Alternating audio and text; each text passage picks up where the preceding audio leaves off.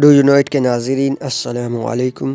ناظرین، آنے والی ویڈیوز میں ہم اردو ادب میں چھپی معصومیت، حصے مزاح اور طنز کو آپ کے سامنے پیش کریں گے، جنہیں دیکھ کر یقیناً آپ اپنی ہنسی پر قابو نہ پا سکیں گے۔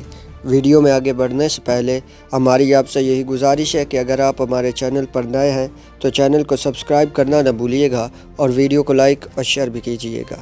ناظرین، شوکت علی تھانوی کی جب پہلی غزل چھپی تو انہوں نے رسالہ کھول کر میز پر رکھ دیا تاکہ ہر آنے جانے والے کی نظر پڑتی رہے، مگر شامت اعمال سب سے پہلے ان کے والد صاحب کی نظر پڑی۔ والد صاحب نے غزل پڑھتے ہی ایسا شور مچایا کہ گویا چوٹ پکڑ لیا ہو۔ والدہ صاحبہ کو بلا کر انہوں نے کہا، ہمیشہ غیر کی عزت تیری محفل میں ہوتی ہے، ہمیشہ غیر کی عزت تیری محفل میں ہوتی ہے، تیرے کوچے میں جا کر ہم ذلیل و خوار ہوتے ہیں۔ میں پوچھتا ہوں یہ وہاں جاتا ہی کیوں ہے، کس کی اجازت سے جاتا ہے؟ والدہ بیچاری معصومیت اور خوف زدہ آواز میں بولی، اسے معاف کر دیجئے، غلطی سے چلا گیا ہوگا۔